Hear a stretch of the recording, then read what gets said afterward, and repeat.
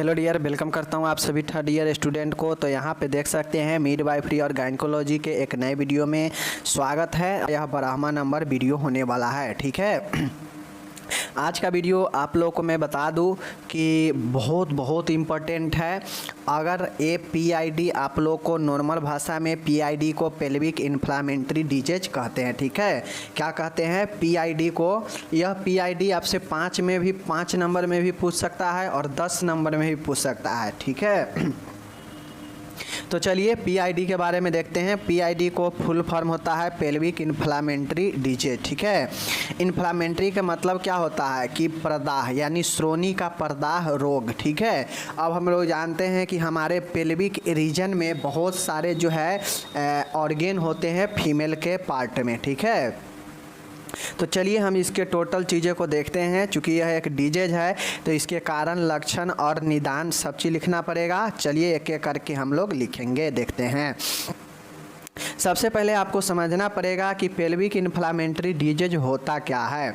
My dear, यह श्रोणि सूजन की बीमारी या देखिए श्रोणि सूजन की बीमारी या पेल्विक इन्फ्लामेटरी डिजीज पीआईडी महिलाओं के प्रजनन अंगों में होने वाला संक्रमण है।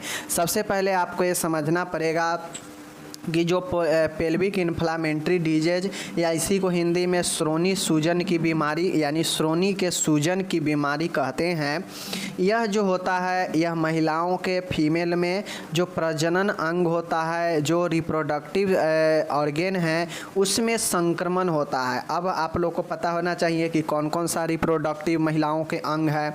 तो पता होना चाहिए यूट्रस है, वेजिना है, फैलोपियन ट्यूब है, ठीक है, ओवरी है। यह सब क्या है? महिलाओं के प्रजनन अंग है। तो इन सभी में किसी में अगर सूजन हो जाता है, इन्फ्लामेशन हो जाता है, तो उसको पेल्विक इन्फ्लामेटरी डिजीज कहते हैं।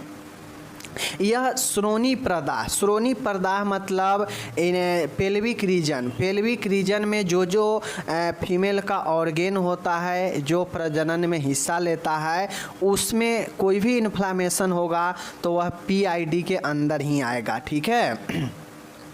यह आमतौर पे तब होता है जब यौन संचारित बैक्टीरिया मतलब एसटीडी रोग के कारण योनि में यानी वेजिना से यूट्रस, फैलोपियन ट्यूब या अंडाशय तक फैल जाता है। यह तब होता है आमतौर पे जब सेक्सुअल ट्रांसमिटेड जो रोग होता है उसमें जो बैक्टीरिया है वह बैक्टीरिया जो है योनि के रास्ते यूट्रस में, फैलोपियन ट्यूब में और अंडाशय तक फैल जाता है। यह संक्रमण तब जाके यह समस्या होता है, ठीक है। श्रोणि अंगों मतलब श्रोणि अंग मतलब पेल्विक रीजन या पेल्विक ऑर्गेन का प्रदाह को श्रोणि प्रदाह कहते हैं। यानी श्रोणि अंग मतलब पेल्विक जोन से ऑर्गेन श्रोणि में है, पेल्विक में है, उसका इन्फ्लामेशन ही श्रोणि प्रदाह रोग कहलाता है, ठीक है। श्रोणि प्रदाह रोगों के लिए निम्न शब्दावली का प्रयोग किया जाता है। अब कुछ ऐसे आप लोग जानते हैं कि इन्फ्लामेशन को हम लोग आइटिस जो है लगा के देखते हैं, आइटिस जोड़ कर लिखते हैं तो वह इन्फ्लामेशन बन जाता है किसी भी चीज़ का। तो इसी प्रकार से हम लोग श्रोणि प्रदाह में रोगों में निम्न शब्दावली का प्रयोग करते हैं। मतलब नीचे दिया गया टर्मिनोलॉजी है जिसको आपको ध्यान देना चाहिए। चलिए हम लोग देखते हैं। यहाँ पे इंग्लिश है और इसके नीचे यह दिया गया है। सबसे पहले देख लीजिए, फिगर के माध्यम से आप लोग देख लीजिए, कोई कन्फ्यूजन नहीं होनी चाहिए। जैसे यह एक जो है यह पेल्विक में यह जो है शिफ्ट होता है। ये टोटल ऑर्गेन जो आप देख रहे हैं यह पेल्विक में मौजूद होता है, श्रोणि में। अब होता है कि श्रोणि में किसी भी माध्यम से संक्रमण होता है तो वह जो है या तो आपके जो ये ओवरी है इसमें इन्फ्लामेशन कर देगा, तो यह नॉर्मल ओवरी है। जबकि यहाँ पे देख सकते हैं सूजन के बाद ऐसा हो गया है तो यह इन्फ्लामेटेड ओवरी है। यह फैलोपियन ट्यूब है तो देख सकते हैं इधर फैलोपियन ट्यूब मोटा हो चुका है, सूजन हो चुका है। उसी प्रकार से इधर देखिए यह जो है हमारा यूट्रस है, यूट्रस गर्भाशय का यह जो है लेयर है। तो यह गर्भाशय के लेयर में भी जो है इन्फ्लामेशन से देख सकते हैं यह मोटा हो गया है, जबकि यह जो है नॉर्मल है और यह थोड़ा सा मोटा दिख रहा होगा। तो यह यूट्रस में, ओवरी में, फैलोपियन ट्यूब में, सर्विक्स में, यह सब जो है पेल्विक में शिफ्ट रहता है। और पेल्विक में जिस भी ऑर्गन में अगर इन्फ्लामेशन होता है तो उसे PID के नाम से ही जानते हैं। समझ गए चीज़ों को? चलिए फिगर के माध्यम से देख लिए। अब जो निम्न जो शब्द का उपयोग किया जाता है PID रोग में, जैसे सर्विक्स का अगर इन्फ्लामेशन है तो उसे सर्विसाइटिस कहा जाता है। क्या चीज़ कहा जाता है? सर्विसाइटिस। सर्विक्स में एक्स को हटाकर आइटिस जोड़ दिया गया है तो यह सर्विसाइटिस हो गया है, यानी ग्रीवा का सर्विक्स का इन्फ्लामेशन पहला। दूसरा है यूट्रस का इन्फ्लामेशन को इंडोमेट्राइटिस कहते हैं। इन्फ्लामेशन ऑफ यूट्रस को इंडोमेट्राइटिस कहते हैं। इंडोमेट्राइटिस मतलब यूट्रस के आंतरिक लेयर में इन्फ्लामेशन होता है। ठीक है। नेक्स्ट है अंडवाहिनी मतलब इन्फ्लामेशन ऑफ फैलोपियन ट्यूब, इसे सल्पिनजाइटिस कहते हैं। क्या कहते हैं? सल्पिनजाइटिस कहते हैं। क्या कहते हैं? सल्पिनजाइटिस कहते हैं। याद रखिएगा, फैलोपियन ट्यूब के इन्फ्लामेशन को सल्पिनजाइटिस कहते हैं। ठीक है, सल्पिनजाइटिस कहते हैं। ऑब्जेक्टिव में पूछ लेगा कि इन्फ्लामेशन ऑफ फैलोपियन ट्यूब, तो सल्पिनजाइटिस कहते हैं। ओके। अब आप लोग एक साइड में देखें हैं कि ओवरी में इन्फ्लामेशन होता है, तो ओवरी में इन्फ्लामेशन को ओफिराइटिस कहते हैं। क्या कहते हैं? ओ देख लीजिए, ओफ्राइटिस। ठीक है, ओफ्राइटिस, इसको ओफ्राइटिस कहिए। ओ से ओवरी और ओ से ओफ्राइटिस। ओके। और अन्य ऊतकों का पर्दा यानी जो पेल्विक है, पेल्विस के आसपास के जो है एरिया में अगर जो पेल्विस के आसपास के ऊतकों में अगर कोई इन्फ्लामेशन सूजन होता है तो उसे पैरामेट्रिस कहते हैं। क्या कहते हैं? पैरामेट्रिटिस कहते हैं। ठीक है, पैरामेट्रिटिस कहते हैं। याद रखिएगा, पैरामेट्रिटिस कहते हैं। ठीक है, पैरामेट्रिटिस कहते हैं जो आसपास के ऊतकों में पेल्विक के सूजन होते हैं। तो यह सब पांचों याद रखिएगा। यह पांचों जो है पेल्विक में मौजूद होता है। पेल्विक में मौजूद होने वाला प्रजनन अंग है। सर्विक्स का सर्विसाइटिस होता है। गर्भाशय यूट्रस का इंडोमेट्रियाइटिस होता है, इंडोमेट्राइटिस होता है। और फैलोपियन ट्यूब का सल्पिनजाइटिस होता है, और सल्पिनजाइटिस होता है। ओवरीज का ओफ्राइटिस होता है। और अन्य ऊतकों का पर्दा यानी पेल्विस ऑर्गन के आसपास के ऊतकों में पर्दा को पैरामेट्रिक्स कहते हैं। ठीक है, याद रखिएगा। तो यह हो गया 5 बीमारी जो होता है प्रजनन अंगों में। अब इसके होने के क्या कारण है माय डियर? यह होने के क्या कारण है? तो चूँकि हम लोग देखे हैं कि संक्रमण भी हो सकता है। ठीक है, तो संक्रमण में जो जीवाणु, जो बैक्टीरियल इन्फेक्शन होता है, उसका मुख्य जो इन्फेक्शन होता है, वह मुख्य जीवाणु जो होता है वह नाइसेरियाई गोनेराई होता है। कौन सा? यह एक सेक्सुअल ट्रांसमिटेड डिजीज होता है। यह जो है जीवाणु जो होता है यह क्या करता है? गोनेरिया रोग जो है इससे होता है। तो यह नाइसेरियाई गोनेराई जो है मुख्य रूप से जीवाणु उत्तरदायी होता है PID के लिए। याद रखिएगा। ठीक है, मुख्य जो बैक्टीरियल इन्फेक्शन होता है वह नाइसेरियाई गोनेराई ही होता है। ठीक है, पहला। अब अन्य जीवाणु भी हो सकता है। मुख्य जीवाणु तो नाइसेरियाई गोनेराई हो गया। ठीक है, लेकिन कुछ अन्य जीवाणु भी हो सकता है, जैसे ई कोली, स्ट्रेप्टोकोकी, स्टेफाइलोकोकस। ठीक है, और स्यूडोमोनास। तो यह सब अदर जीवाणु, अदर बैक्टीरिया है। ओके। तो जीवाणु में एक मुख्य बैक्टीरिया है और एक अन्य जीवाणु है। मुख्य जीवाणु में एक ही है, नाइसेरियाई गोनेराई। ठीक है, और अन्य जीवाणु में ई कोली, स्टेफाइलोकोकी, ठीक है, स्ट्रेप्टोकोकी, स्यूडोमोनास, यह सब अन्य जीवाणु हैं जिसके कारण PID हो सकता है। ठीक है, चलिए तो कारण में जीवाणु देख लिए। अब अन्य कुछ कारण हो सकते हैं, जैसे आईयूडी, ठीक है, इंट्रा यूटेरिन डेथ। इसका जो है आप लोग को पता होना चाहिए। एक होता है आईयूडी इंट्रा यूटेरिन डेथ भी होता है, और एक होता है आपका आईयूडी, ठीक है, एक होता है आईयूडी इंट्रा यूटेरिन डिवाइस, ठीक है, इंट्रा यूटेरिन डिवाइस। तो अगर माने गए कोई गर्भ से बचने के लिए जो है आईयूडी का उपयोग करती है महिला, तो उसमें यह डीजे जो है उसके यूट्रस को इन्फ्लामेटेड कर सकता है, ठीक है। तो आईयूडी का उपयोग एक कारण बन सकता है। एबॉर्शन, गर्भपात कराना भी कारण बन सकता है। D&E प्रोसीड्यूर, D&E का मतलब होता है डिलेशन एंड इवैक्यूएशन प्रोसीड्यूर। अब हम आपको पढ़ा चुके हैं कि डिलेशन एंड इवैक्यूएशन प्रेरण विधि होता है, ठीक है ना, जो यह एक आपके गर्भपात का ही यह एक प्रोसीड्यूर विधि होता है, ठीक है, स्वप्रेरण, ठीक है ना, यह जो है प्रेरित विधि होता है जो एबॉर्शन के पता होनी चाहिए। यह जो है इसके करने से भी, एबॉर्शन से भी, आईयूडी के प्रयोग से भी, या फिर मूत्र मार्ग के संक्रमण, यूरिनरी ट्रैक्ट इन्फेक्शन से भी यह चीज़ें हो सकता है। लंबे समय तक कैथेटर का इस्तेमाल, अगर लंबे समय से प्रोलॉन्ग अगर कोई कैथेटर का इस्तेमाल करता है। अब कैथेटर का इस्तेमाल क्यों किया जाता है, अभी 3rd ईयर में आ गए तो आपको पता होना चाहिए कि कैथेटर का इस्तेमाल या तो कोई दवाई देने के लिए या फिर मूत्र को बाहर निकालने के लिए मूत्राशय से जो है लगाया जाता है। तो लंबे समय से अगर कैथेटर का इस्तेमाल हो रहा है तो यह भी समस्या कर सकता है। मूत्र मार्ग में संक्रमण है, यह भी समस्या कर सकता है, ठीक है। पेल्विक अब्सेस, पेल्विक घाव, पेल्विक रीजन में कोई घाव है, ठीक है ना, पेल्विक में कोई घाव है पहले से, तो यह भी जो है इन्फ्लामेट कर सकता है। अनहाइजीनिक मतलब अस्वच्छता, गंदी रहना, यह भी कारण हो सकता है। एंड पेल्विक रीजन के सर्जरी भी कारण जो है बन सकता है।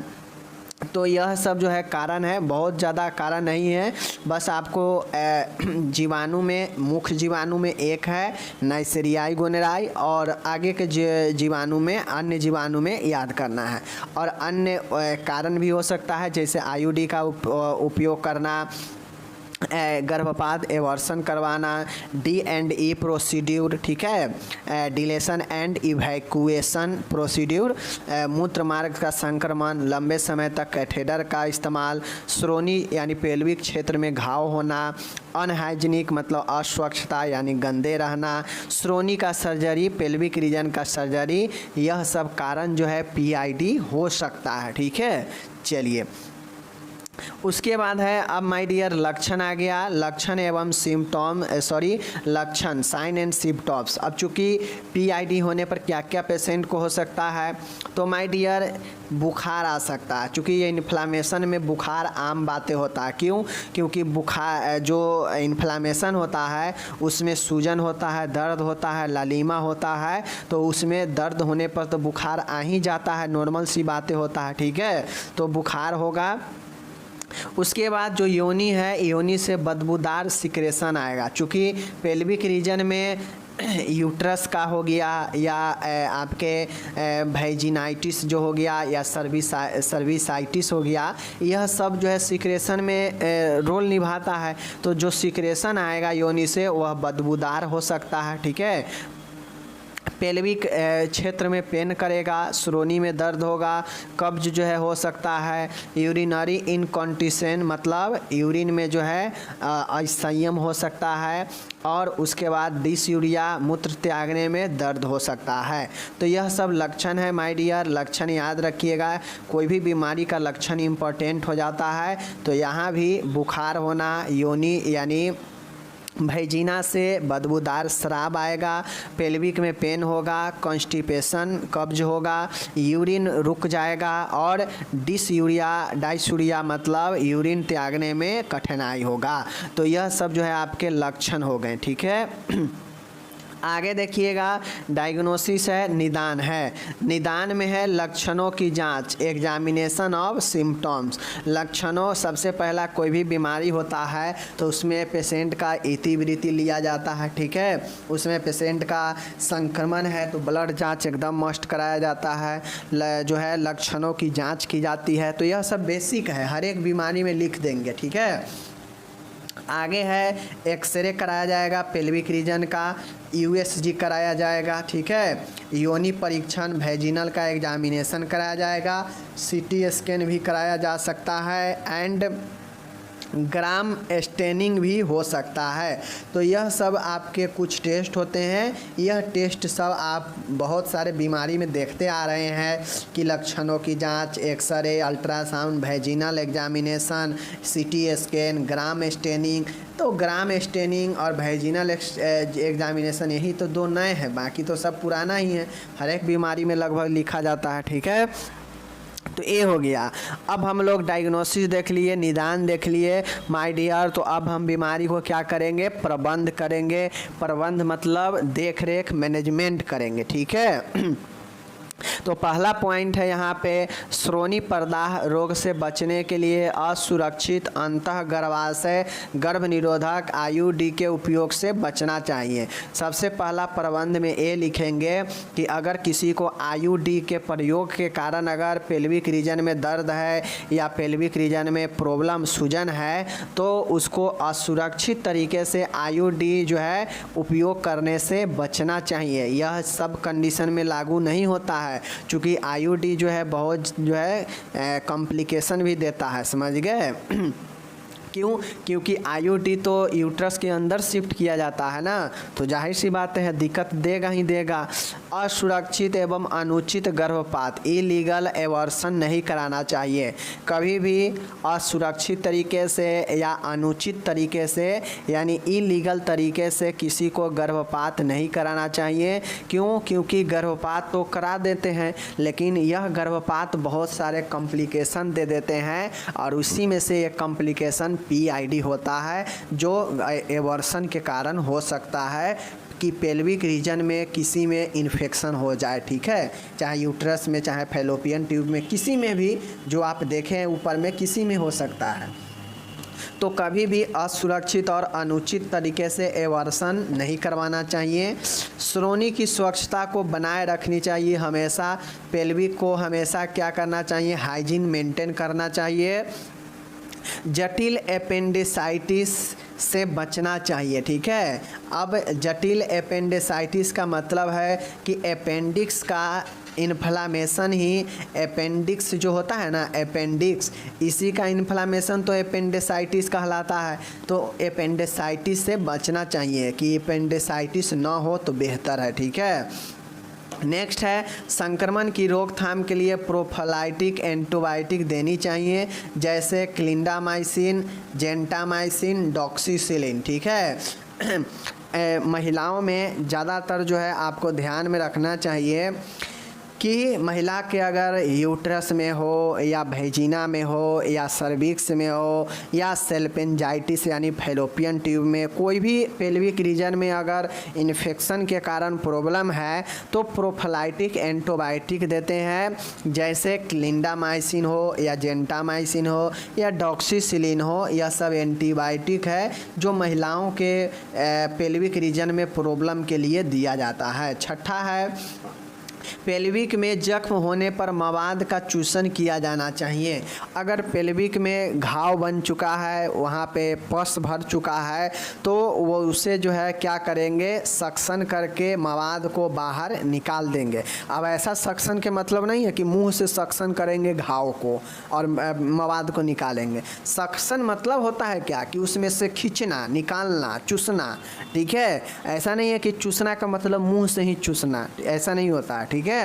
तो मवाद को निकालेंगे, सक्शन करेंगे दर्द को कम करने के लिए दर्दनाशक औषधि देंगे। चूँकि पेल्विक रीजन में प्रॉब्लम होने पर दर्द करता है, फीमेल के प्राइवेट पार्ट में दर्द होता है, पेल्विक रीजन में दर्द होता है, तो इसके लिए हम क्या करेंगे कि दर्द को हो रहा है तो दर्द को कम करने के लिए एनाल्जेसिक दवाइयाँ यानी दर्द निवारक जो है दवाइयाँ देनी चाहिए। ठीक है।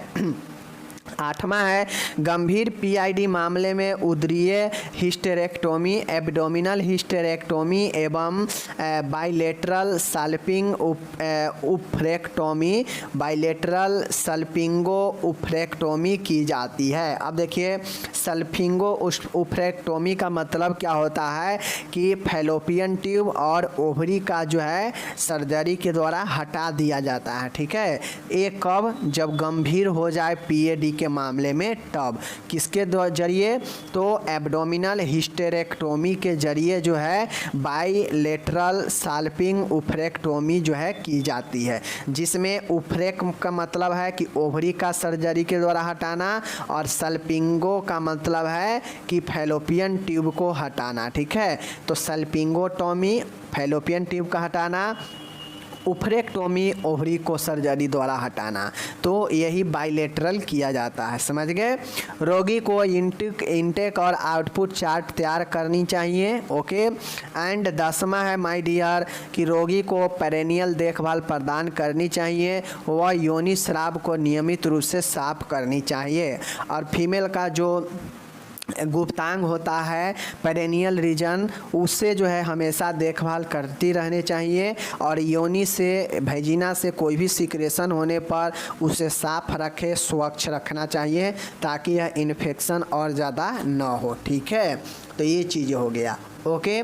11 नंबर का माय डियर देखिएगा, रोगी को अपने पार्टनर की यौन जनित रोगों की जाँच करवानी चाहिए। और रोगी को अगर मान गए कोई फीमेल रोगी है, उसको पीआईडी का रोग है, मतलब उसके पेल्विक इन्फ्लामेटरी का कोई भी डिजीज है, तो उसको अपने पार्टनर को भी मतलब मेल पार्टनर को भी कहना चाहिए कि आप जो है अपने यौन जनित रोगों की जांच करवाइए। एसटीडी सेक्सुअल ट्रांसमिटेड डिजीज का जांच आप भी करवा लीजिए। क्यों? क्योंकि फीमेल तो ग्रसित हो ही चुका है और हम लोग जानते हैं कि नाइसेरियाई गोनेराई इसका मुक्त संक्रमण होता है। तो नाइसेरियाई गोनेराई क्या है? नाइसेरियाई गोनेराई जो है गोनेरिया उत्पन्न करता है। जो गोनेरिया एक एसटीडी ही रोग है, यौन संचारित ही रोग है, जो क्या करता है? यौन रोग फैलाता है। ठीक है ना। तो उसी प्रकार से एक फीमेल को अगर पीआईडी रोग है तो उसे कोशिश करनी चाहिए कि अपने मेल पार्टनर को भी जो है यौन जनित रोगों का जांच करवाए। क्यों? क्योंकि हो सकता है उस फीमेल का रोग उसके मेल में भी जो है रिलेशन बनाने में, संपर्क में आने से जो है उसके मेल पार्टनर को भी तो न हो गया हो यह रोग, तो यह जो है उसे करना चाहिए। ठीक है। 12 है D&E प्रोसीड्यूर के बाद 1 सप्ताह तक जो है डैश की क्रिया नहीं करनी चाहिए। D&E का मतलब हम आपको बता चुके हैं कि D&E प्रोसेस एक ऐसा प्रोसीड्यूर है जो एबॉर्शन में जो है किया जाता है। एबॉर्शन का मतलब है गर्भपात। ठीक है। और D&E वही होता है डिलेशन एंड इवैक्यूएशन। ठीक है। स्वप्रेरण विधि। ठीक है। स्वप्रेरण विधि होता है, यह जो है आपको गर्भपात का यह एक प्रोसीड्यूर है D&E। तो कभी भी गर्भपात के बाद जो है 1 सप्ताह के बाद ही जो है संभोग जो है करनी चाहिए। 1 सप्ताह से जो है 1 सप्ताह तक संभोग नहीं करनी चाहिए। तो यह जो है आपके 12 प्रबंध है पीआईडी रोगों के लिए। तो कोई भी अगर पीआईडी के बारे में आपसे पूछे तो सीधा बताइएगा कि पीआईडी का मतलब होता है कि पेल्विक रीजन में जो भी फीमेल का ऑर्गेन है उसमें इन्फ्लामेशन होना ही पीआईडी कहलाता है। एज फॉर एग्जांपल सर्विक्स में इन्फ्लामेशन, सर्विसाइटिस, यूट्रस के आंतरिक में इंडोमेट्राइटिस। ठीक है। उसी प्रकार से फैलोपियन ट्यूब का इन्फ्लामेशन, सल्पेंजिजाइटिस। ठीक है। सल्पेंजिजाइटिस मैं समझ गए ना। ओवरी का उफ्राइटिस। तो यह सब जो है आपके इन्फेक्शन है, इन्फेक्शन के जरिए इन्फ्लामेशन होता है। और इन्फ्लामेशन के मतलब क्या होता है पता होना चाहिए कि सूजन होना, दर्द होना, ठीक है, उस जगह पर लाल ललीमा होना, तो यह सब जो है आपके इन्फ्लामेशन के अंदर आता है, ठीक है। और पेल्विक रीजन में अगर ये इन्फ्लामेशन होता है तो उसी को हम लोग PID कहते हैं। ओके, समझ गए। अगर आपको कोई दिक्कत हो तो PDF डिस्क्रिप्शन में है, आप वहां से जाकर अच्छे से पढ़ सकते हैं। ओके, कोई दिक्कत नहीं। चलिए हम मिलेंगे अगले वीडियो में। आप अपना ख्याल रखिएगा माय डियर। यहाँ पे देखिए टोटल इंग्लिश नीचे दिए गए हैं, बाकी को तो सब इंग्लिश है ही ऊपर में। हम मिलेंगे अगले वीडियो में। आप अपना ख्याल रखिएगा। तब तक धन्यवाद।